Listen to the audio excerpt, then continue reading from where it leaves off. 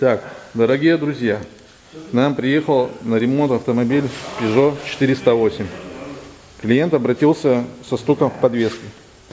Диагностика подвески показала, что в подвеске все хорошо, люфтов нет. Пробег на автомобиле мы видим 63 тысячи. При снятии амортизаторов, при их разборке, мы видим, что опоры, а именно чашки амортизаторов, разбиты. Плюс мы видим, что сам амортизатор неисправен.